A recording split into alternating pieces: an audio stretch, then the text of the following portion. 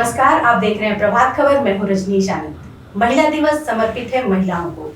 आज जो ट्रेंड चल रहा है उसके हिसाब से देखें तो महिला दिवस के दिन शुभकामनाएं, सम्मान और एक दिन का सम्मान उन्हें ये बताने के लिए कि आप बहुत खास हैं।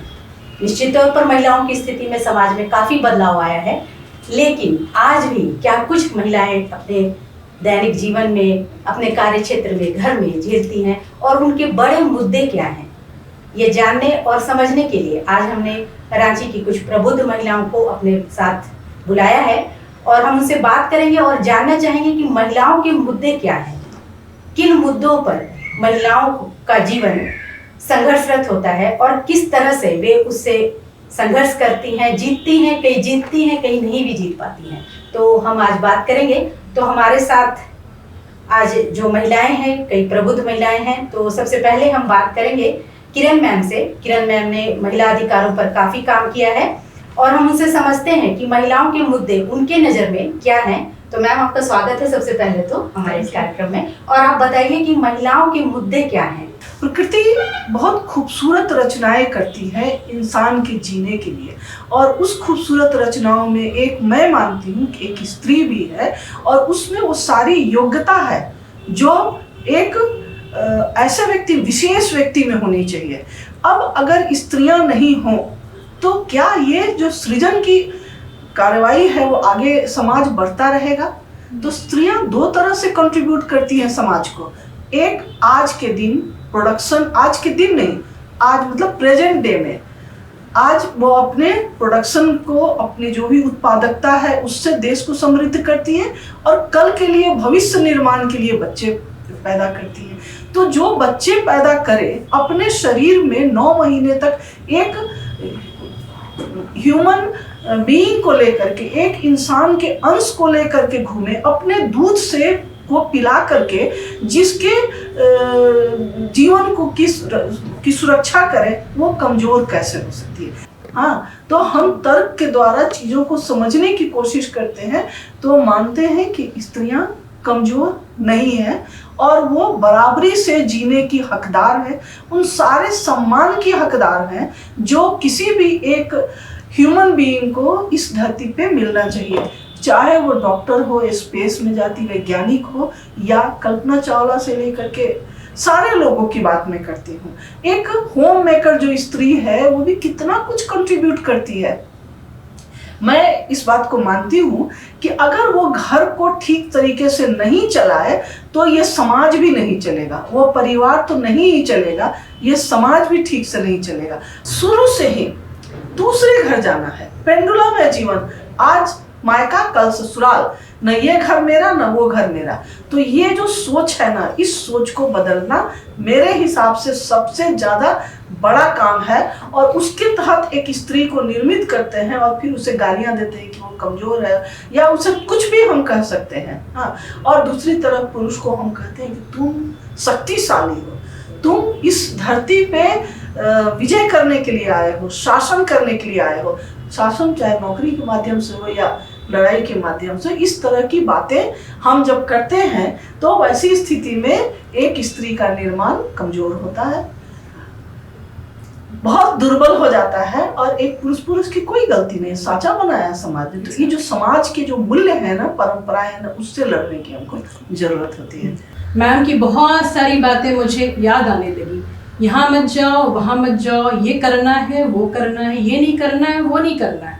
आप एक लड़की हो, ये बचपन से डाला गया दिमाग में। ये मैं चीज़ों को इसलिए बताना चाह रही हूँ कि लड़कियों को हर तरह से अपने आप को रेडी करना चाहिए, अपॉर्चुनिटीज़ को गेन करना चाहिए और अपनी स्ट्रेंथ को दिखाना चाहिए कि we are nowhere less than the male counterpart. हमें अपॉर्चुनिटीज़ दी जाए तो हम अपनी पंख को पसार के आसमान में उड़ भी जा सकते हैं, सिर्फ अपॉर्चुनिटी दी जाए।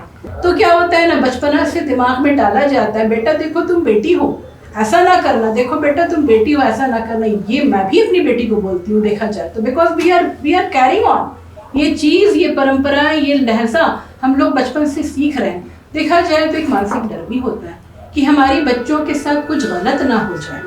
70 से 80% विमेन जो है हमारी, जो हमारा लेडी ग्रुप जो है, वो कुपोषण से ग्रस्त हैं। कुपोषण बच्चों में और अनीमिया हमारे जो आपकी यंग लड़कियां हैं किशोर अवस्था में उन पर। तो ये कुपोषण कहाँ से शुरू होता है ये मैं बताना चाहूँगी। ये कुपोषण कोई और नहीं शुरू कर रहा है। हर चीज़ों पर हम सोसाइटी पर ब्लेम नहीं कर सकते हैं। सोसाइटी बहुत बड़ी है। हमारा अपना घर अगर है तो हमारे अपने घर में 3-4 लोग हैं, माता पिता हैं, दादा दादी हैं, नाना नानी हैं, हम भाई बहन हैं। तो ये शुरू होता है जनरली हर घर से, ठीक है। आप बेटा हो आपको ये खाना चाहिए, आप बेटी हो आपको ये खाना चाहिए, आपको ये करना चाहिए, आपको वो करना चाहिए, आपको ये नहीं करना चाहिए, आपको वो नहीं करना चाहिए। तो देखा जाए तो जैसे मैं इतनी बातों को बोल रही हूँ, मैं भी 2 बच्चियों की माँ हूँ, ये सब बात मैं भी बोलती हूँ, लेकिन माल न्यूट्रिशन को लेके नहीं, पहनावा को लेके, देखो बेटा ये पहनो वो मत पहनो, देखो बेटा वहाँ जाओ वहाँ मत जाओ। क्यों? ये डर हर माँ के दिल में होता है कि मेरी बेटी सुरक्षित है कि नहीं। ये सुरक्षा क्यों? ये सुरक्षा अगर देखा जाए तो हम अपनी फीमेल जो हमारी फ्रेंड्स हैं उनसे हम बिल्कुल सेफ हैं। डर कहाँ है? हमारे मेल काउंटर पार्ट में, है ना। ये डर क्यों? ये ट्रेनिंग जैसे आज हम एक फोरम पे बैठे हुए हैं, तो ये एक फोरम है डिस्कशन के लिए कि क्या सुधार लाई जाए। ये सुधार हम लोग तभी ला सकते हैं जब तक हमारे जो फीमेल पार्टनर्स हैं वो इसको एक्सेप्ट करें, तभी ये सुधार आ सकता है, ठीक है। जो अब क्या हो रहा है, जो लोग पढ़े लिखे हैं ये चीज़ों को बिल्कुल सही समझ रहे हैं क्या सही है क्या गलत है। जो लोग नहीं पढ़े लिखे हैं, जो लोग को शिक्षा कम मिली है, उन लोगों को सही तरीके से समझाया जाए, चाहे आप क्लिप्स के फॉर्म में समझाइए, चाहे ड्रामा के फॉर्म में समझाइए, चाहे रोड शो के फॉर्म में समझाइए। मतलब ये है कि उनके दिमाग में कुछ बातों को ये सब डाला जाए जो हमारी सुरक्षा को लेकर वो बनाइए। एक्नॉलेज करने का दौर है, और जैसा यूएन का भी लाइंस है कि invest in women accelerate growth, तो हम लोग बात उसकी कर रहे हैं। और कुछ बातों से मैं असहमत हूँ, कुछ से सहमत हूँ। किरण मैम ने जो बोला उससे मैं, आप देखिए सबसे पहले इसमें क्या समझने की ज़रूरत है, हमें पावर स्ट्रक्चर समझने की ज़रूरत है, पावर रिलेशन को हमें समझने की ज़रूरत है कि कैसे ये पावर रिलेशन को डेवलप कराया गया है। आज अगर मैं यूरोप जाती हूँ मुझे डर नहीं लगता है, मुझे वहाँ की सड़कों में घूमने में डर नहीं लगता है। ऐसा नहीं है कि वहाँ वायलेंस नहीं है, लेकिन कुछ सेफ्टी का पैमाना भी है, तो वहाँ मुझे डर नहीं लगता है, लेकिन यहाँ मुझे डर है। और जैसा आप लोगों ने भी पॉइंट आउट किया, जैसे आपने कहा अहमद मैम कि लाइक बेटियों को समझाया जा रहा है क्या पहने क्या नहीं पहने, तो ये मानसिकता जो है ये बचपन से ही डेवलप किया गया है। आप कभी जाते हैं अपने बच्चों के लिए नए किड्स के लिए, तो आप बाज़ारों से ख़रीदते हैं, तो आप लड़की होता है तो खिलौना उसी आधार पे खरीदते हैं, लड़का होता है तो खिलौना आप उसी आधार पे खरीदते हैं, और आप देते भी दोनों को वही हैं। लड़कियों को डॉल या किचन सेट पकड़ा रहे हैं और वहीं लड़कों को पकड़ा रहे हैं आप कार्स, ठीक है, कार्स या गन्स। ये इस तरह से आप लोग ये डिवीज़न ये एक शुरू से ही नज़र आता है। और आप बोल क्या रहे हैं, क्योंकि अभी मैंने जितने कोई को सुना तो एक ये मानसिकता ये आ रही है कि वो डोमिनेंट है ये कमज़ोर है, वो पावरफुल है ये कमज़ोर है। तो क्यों ना इसे चेंज करने का क्या पैमाना हो सकता है, इसे कैसे चेंज किया जा सकता है। तो एक शुरुआत से ही, क्योंकि ये लड़कों के दिमाग में हम लोग खुद ही फीड कर रहे हैं, क्योंकि औरतें वो कॉन्शियसली सबकॉन्शियसली इसको आगे बढ़ा रही है। तो एक तरह से अगर लड़कों को लड़कियों को हम लोग समझाएं तुम दोनों ही कम नहीं हो, तुम दोनों ही पावरफुल हो, तो और तुम दोनों में कोई भी कमज़ोर नहीं है, क्योंकि ये जो डोमिनेंस वाली जो मानसिकता है वो बहुत जल्दी ही कोई भी ग्रास्प कर लेता है, और ये डोमिनेंट बिहेवियर बहुत जल्दी प्रेजेंट हो जाता है, जो हम हर केस में, इसीलिए हमारे समाज में मल्टीपल फॉर्म्स ऑफ वायलेंस भी हम लोग देखते हैं, क्योंकि कोई जान रहा है कि वो आपको डोमिनेट कर सकता है। कोई वीकर सेक्शन है, कोई अपर सेक्शन है, तो वैसे में ये बहुत ही स्पष्ट तरीके से दिखता है। तो वो ना बोल करके अगर हम बोले कि दोनों ही आप दोनों ही पावरफुल हैं, एक शुरू से अगर हम लोग ये मानसिकता ही चेंज करते जाए अपने अपने परिवारों में, जहाँ पे हम लोग बेटी और बेटे दोनों को बोले तुम भी पावरफुल हो, तुम भी पावरफुल हो, तुम दोनों में से कोई भी वीक नहीं है, दोनों एक दूसरे का मुकाबला कर सकते हो, तो उस पावर स्ट्रक्चर को चेंज कर सकता है. So that is very important in today's like in every day life I feel so. दूसरी चीज़ जो मैं बोलूँगी वो दोहरे बोझ की है, जिसकी शुरुआत भी हम लोगों ने की थी कि दोहरा बोझ से कैसे एक महिला पीड़ित रहती है कि वर्क प्लेस में घर में काम करके वो वर्क प्लेस जाती है, ठीक है, वर्क प्लेस से वापस आ करके भी वो घर का काम करती है, तो उसकी एक मानसिकता ये है कि मुझे ये करना है, ये मेरा काम है. तो इस मानसिकता को ब्रेक करना है, क्योंकि क्वेश्चन पूछना चाहिए क्यों करना है, क्वेश्चन नहीं आता है, ठीक है. और पुरुष भी एक तरह से एक पैट्रियार्कल सोच में तो ये आ ही जाती है कि आपको ही करना है, आपकी ये जिम्मेदारी है, लेकिन इसे हमें ब्रेक करना है. तो और साथ ही साथ यहाँ पे इसमें बदलाव भी ज़रूरी है कि अप्रिशिएट नहीं होता है. आप बताइए, आप लोग बहुत सारी चीज़ें करते होंगे, लेकिन बहुत बार चाहे वो आपका घर हो, परिवार हो, आपके मोहल्ले वाले हो, आपका ससुराल हो, आपको किस चीज़ के लिए जानता है? क्या आपके वर्क के लिए जानता है, या आप घर में कितने अच्छे डिशेस बनाते हैं, कितना अच्छा घर साफ रखते हैं, मैनेज करते हैं, इस चीज़ के लिए जानता है. तो यहाँ पे उस चीज़ की भी ज़रूरत है कि आपको एक्नॉलेज किया जाए, क्योंकि इतिहास में बहुत सालों तक इरेजर्स होता आया है. तो जब अब इतिहास लिखने का अधिकार हमें है, तो क्यों ना हम इसे बदले और उस इरेजर को हम लोग हटा ही दे, ठीक है, और एक्नॉलेज कराए. और इसमें परिवार के लोगों का समर्थन बहुत ही आवश्यक है, मेल पार्टनर्स का समर्थन बहुत ही आवश्यक है कि वो भी हर चीज़ में कंट्रीब्यूट करें, साथ ही एक्नॉलेज करें, क्योंकि एक्नॉलेज करना, अप्रिशिएट करना, ये किसी को भी अच्छा लगता है as a human being. Third thing which I would highlight is, ma'am ने जैसे बोला कि वर्क कल्चर में उन्हें किसी प्रकार की समस्या नहीं होती है, पर मैम आप अगर प्रोफेशनल सेक्टर में देखें तो वर्क हैरेसमेंट है, ठीक है, वो एग्जिस्ट करता है. एक ग्लास सीलिंग है, वो हटी नहीं है. आप कैसे रेस करेंगे औरतों का स्टैंडर्ड्स, ये बहुत मायने रखता है, क्योंकि अभी भी आप बहुत सारे विभागों में चले जाए, आपको रेशियो क्या मिल रहा है? क्या आपको 3:3 मिल रहा है, 2:2 मिल रहा है? नहीं मिलता है, ठीक है. आप अगर हमारे पार्लियामेंट को भी देखें तो 33% रिप्रेजेंटेशन ऑफ वुमेन अलाउड है, लेकिन आप आबादी को देखिए, आबादी आपकी कितनी है? 1.437 बिलियन है आज के दिन में. और वहीं आप पुरुष और महिला के रेशियो को देखिए, तो पुरुष का रेशियो 51.96 है, वहीं महिलाओं का 48.04 है, ठीक है. तो ये आधी आबादी कहाँ छुपी हुई है? आधी आबादी क्यों नहीं है प्रोफेशनल सेक्टर में? तो ये भी यहाँ देखने की ज़रूरत है. हमेशा ये क्वेश्चन होता है कौन सी महिलाएं आएंगी? पहले महिलाओं को तो लाने का या प्रक्रिया की व्यवस्था कीजिए, पॉजिटिव क्रिटिसिज्म को लाइए, सकारात्मक आलोचनाओं को लाइए, आप डाइवर्स पॉलिसीज़ बनाइए, डाइवर्सिटी को वैल्यू कीजिए, वो ज़्यादा इम्पॉर्टेंट है. डिफरेंसेस को वैल्यू करना वो ज़्यादा इम्पॉर्टेंट है. हम लोग एक घर बनाते हैं तो उस पर 4 पिलर होता है, 4 पिलर, उस चारों पिलर पे इक्वल बोझ होता है. लेकिन एक होम मेकर जो होती है ना, चाहे वो माँ हो, वाइफ हो या बहन हो, कोई भी हो, बस वो इकलौती अपने पूरे घर के बोझ को उठा कर रखती हैं. अगर वो एक दिन बीमार पड़ जाए तो उनका घर चलना मुश्किल है. एक होम मेकर जो है वो अपने घर के लिए बच्चे, पति, अपने घर के लिए अलार्म क्लॉक है. अगर वो सुबह नहीं उठे तो उनके बच्चे स्कूल नहीं जाएंगे, उनके हस्बैंड ऑफिस नहीं टाइम पे पहुंच पाएंगे.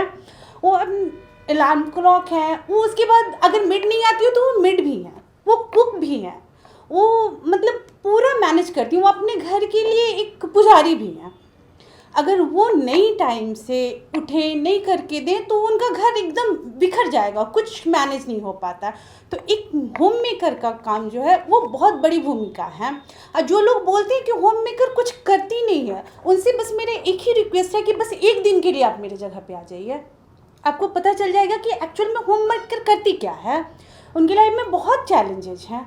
जैसे कि अभी हम लोग सब लोग बात कर रहे हैं, मेरा मुद्दा ये है कि जो भी शुरुआत होती है वो घर से होती है. तो एज अ स्टूडेंट मेरी जो डिफ़िकल्टीज़ आई है मैं उसको पॉइंट आउट करना चाहूँगी, क्योंकि जो मैं हूँ, मेरा एक छोटा भाई है, ठीक है, तो मैं अपने घर की बड़ी बेटी हूँ. बट स्टिल जब मेरे एडमिशन की बात हो रही थी, या फिर मुझे मेरा घर यहाँ पे नहीं है, मैं एज अ हॉस्टलर यहाँ पे रहती हूँ, बट जब हमारी एडमिशन की बात हो रही थी या फिर कोई भी ऐसी चीज़ हो रही थी, even I have a older sister, तो उसको भी अपॉर्चुनिटीज़ बहुत सारी मिली.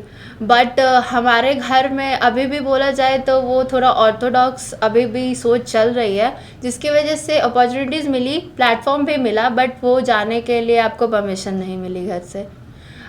मेरे को भी बहुत सारी अपॉर्चुनिटीज़ मिली, बट ड्यू टू डिस्टेंस या due to some other factors कि आप फीमेल हो, आपको ये करना है, आपको। भाई के साथ भी सेम है क्या ऐसा? नहीं, भाई के साथ बिल्कुल सेम नहीं है। मेरे को एकदम अच्छे से याद है कि मेरे फादर ने मुझे एक लाइन की थी रिप्रेजेंट की, जब मैं बात कर रही थी अपने कॉलेज के लिए, तो उन्होंने बोला था कि ये मेरा बेटा है, मैं इसको पढ़ने के लिए लद्दाख भी भेज सकता हूँ, मुझे उसके लिए कोई दिक्कत नहीं है, बट आप एक लड़की हो, आप मेरी बेटी हो, तो मुझे वो चीज़ पॉइंट आउट करके चलनी होगी कि आप पढ़ाई तो आपकी सेकेंडरी हो गई, बट आपका सुरक्षा जो हो गया वो मेरे लिए फर्स्ट मैटर करता है। तो ये एक फैक्टर है। और जो बोला जाए कि जैसा मैम ने बोला कि जो घर से शुरुआत होती है और जो पावर डिस्ट्रीब्यूशन होता है वो इक्वल होना चाहिए, बट बहुत टाइम से ये चीज़ चली आ रही है, और ये सारी चीज़ें जो है, जो बोली जाती है या जो भी दर्शाई जाती है, वो अभी तक ग्राउंड लेवल तक नहीं पहुंची है। ये सारी चीज़ें कि दर्शाने वाली चीज़ जो है या पावर डिस्ट्रीब्यूशन वाली चीज़ जो भी मैम ने बोला, वो अभी तक भी बहुत सारे लोग या बहुत सारे जो हमारे मेल काउंटर पार्ट्स हैं वो अग्री करते हैं, बट वो अप्लाई नहीं करते हैं। सबसे बड़ी प्रॉब्लम जो मुझे, क्योंकि मैं वर्किंग वुमेन हूँ, जो मुझे प्रॉब्लम लगती है, और मैं सिर्फ अपनी बात नहीं कर रही हूँ या मैं सिर्फ अपने प्रोफेशन की बात नहीं कर रही हूँ, I am talking about every profession, वो ये है कि परवेजिव जेंडर पेमेंट, ठीक है, पेमेंट गैप जो बहुत बार बात की जाती है और किसी एक सेक्टर में बात नहीं की जाती। I am not talking about just my sector, आप किसी भी एग्रीकल्चर सेक्टर की आप बात करें, नॉन एग्रीकल्चर की बात करें या फिल्म इंडस्ट्री की बात करें, एवरीवन अभी इस बारे में हर कोई बात कर रहा है। जैसे अगर आप सर्वे के भी डेटा देखोगे, नेशनल सर्वे सैम्पल ऑफिस का डेटा है जिसमें एग्रीकल्चर में काम कर रहे जो विमेन लेबरर हैं उनको 205 रुपये पर डे मिलता है, और मेन को जो है वो 271 रुपये पर डे मिलता है, जबकि काम आपका वर्किंग आवर वही है कि आपको 8 घंटे काम करना, आप वही ईंटा ले करके उतना ही फ्लोर चढ़ रहे हो जितना एक मेल चढ़ रहा है, बट आपको पेमेंट कम मिल रही है। इतना डिफरेंस है पेमेंट में, वो नहीं होना चाहिए।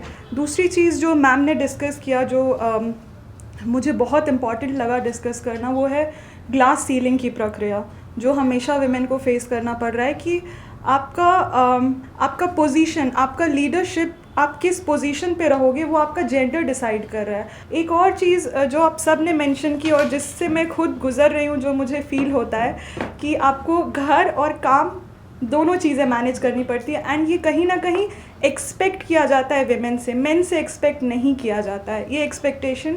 और मैम ने बहुत अच्छा पॉइंट ये बोला कि हमने भी खुद को वैसा ढाल लिया है कि इट इज़ आवर रिस्पॉन्सिबिलिटी कि अगर हम 5 बजे घर के अंदर एंटर कर रहे हैं तो it is our responsibility to make tea for everyone, ठीक है। वो हमारा एम्बेडेड है। मे बी हमने मम्मी को करते हुए देखा है अपने घर में या दादी को करते हुए देखा है। तो ये सारी चीज़ें मुझे लगता है बदलाव लाने की ज़रूरत है।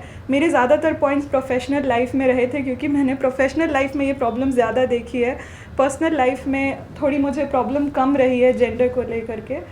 जॉब और ऑफिस में सबसे मैं अपना पॉइंट रखूँ तो मेरा जो फैमिली बैकग्राउंड है वो बहुत मिडिल क्लास है। मेरे पापा टीचर हैं और मेरे घर में मेरे कोई भाई नहीं है। मैं 3 बहन ही हूँ और सबसे बड़ी हूँ मैं।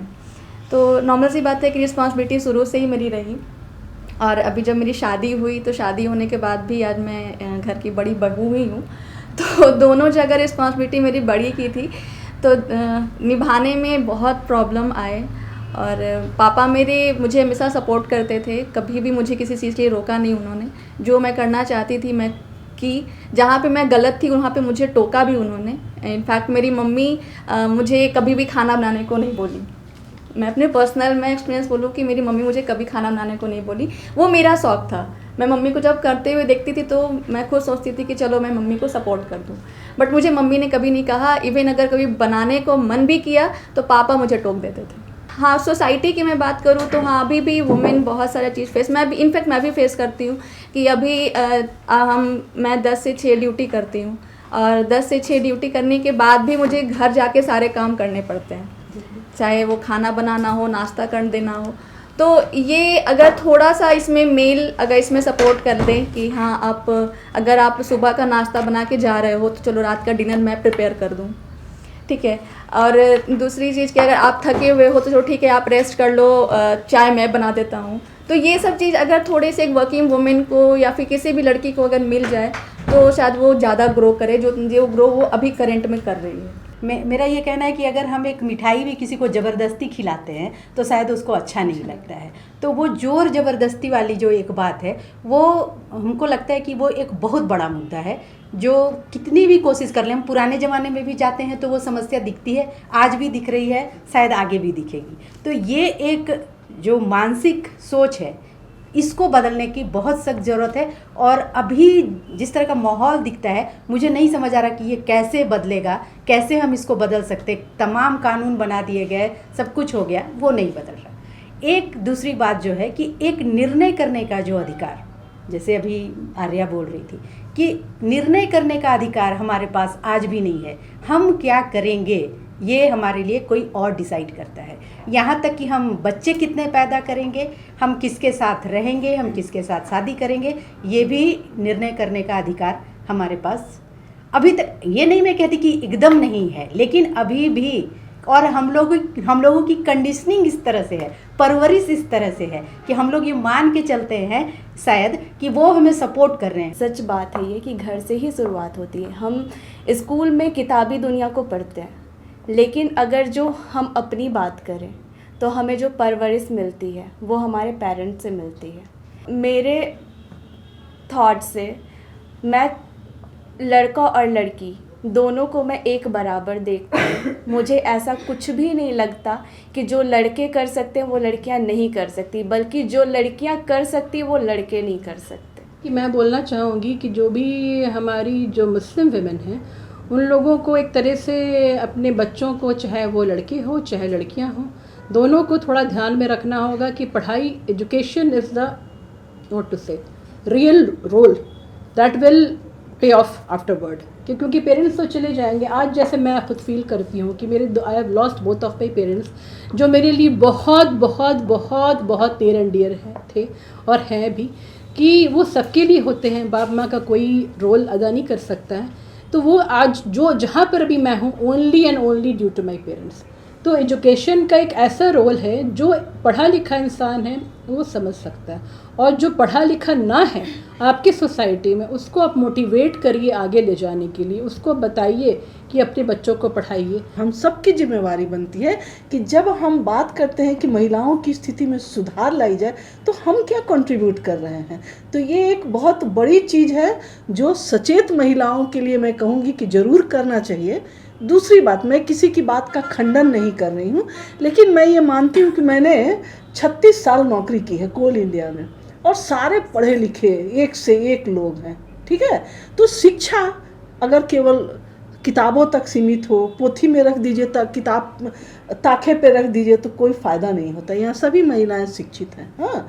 और उसको अगर हम इम्प्लीमेंट नहीं लाते, अगर अपने अंदर से हम आवाज़ नहीं उठाते हैं, ये क्यों हो रहा है, क्या हो रहा है, कैसे हो रहा है, इसका समाधान क्या होना चाहिए, तब तक उस तरह की शिक्षा का, केवल डिग्रीधारी शिक्षा का मेरे हिसाब से कोई मतलब नहीं होता।